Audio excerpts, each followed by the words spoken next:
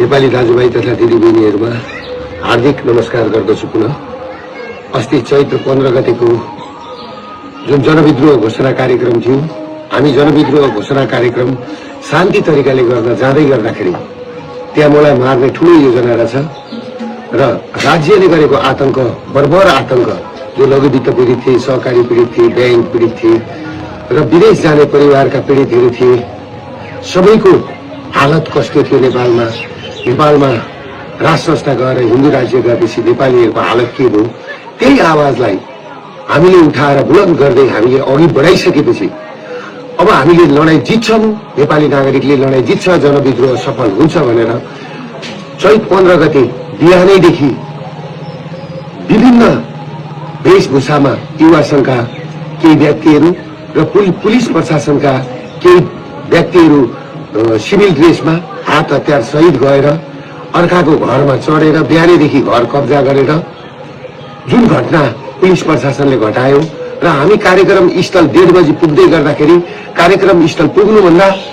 15 minute अगाडि नै हामी जहाँ स्टेज बनायौं, हामीले त्यत्रो खर्च गरेर शान्तिपूर्ण प्रदर्शन गर्ने भनेर हाम्रा पाहुनाहरू हामीलाई स्टेजै पुग्न नदिकिन बाटैबाट गोली हालेर चाहिँ नि लखेट्न थालेपछि, टियर ग्यास हान्न थालेपछि त्यस पछाडि हामी अघि बढ्नु पर्यो। म किन अघि बढेको भने सम्पूर्ण प्रहरी जवानलाई लागेको होला। म प्रहरीलाई जति माया गर्ने मान्छे म कोही छैन र दिन दुखीलाई माया गर्ने मान्छे म जतिको कोही छैन।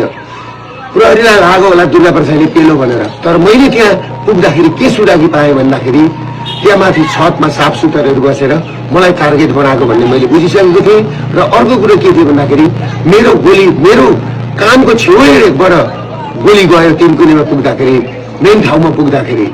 स्टेजको छेउमा पुग्दा र म त्यस पछाडि मैले कुरो बुझिसकेपछि मेरो कानको छेउबाट गोली पनि गयो। फेरि अर्को कुरा के भन्दाखेरि तपाईहरुको मेरै गाडीमा आएर टियर ग्यास खसिसकेपछि त्यस पछाडि म उत्रेर मेरो ड्राइभरलाई निकालेर म आफै गाडी चलाएर यिनीहरूले मलाई मार्दै रहेछन् र यिनीहरूले मलाई कि त थुन्नु पर्यो, गुन्जालो जो पेरुको गुन्जालो बनाउने, या त बनाएर मलाई कि त थुन्नु पर्यो कि त मार्ने षड्यन्त्र गरेको मैले बुझिसकेपछि मेरो अन्त कहीँ उपाय नभएर म पुलिसको ब्यारिकेड तोडेर सुरक्षित स्तरतिर म पुगेको थिएँ र म पुगेको हुँ र मैले पुलिसलाई चित्त दुखाउने काम मैले गरेका छैन। आम सर्वसाधारणलाई म के भन्छु भने तपाईहरुले देख्नु भएको छ राज्य आतंक कसरी अघि बढिरहेछ। किनभने माओवादीको उसमा चाहिँ 3000 जति मान्छे आए अनि मान्छे आएनन् भनेर हाम्रा मान्छे बढी हुन्छन्। काठमाडौँमा हाम्रो त्यो दिन मान्छे 5 लाख मान्छे उत्रिँदै थिए। हाम्रो पलङ्कीको मास आउन दिएन, हाम्रो गौशालाको मास आउन दिएन, हाम्रो बसपाको मास आउन दिएन, सबै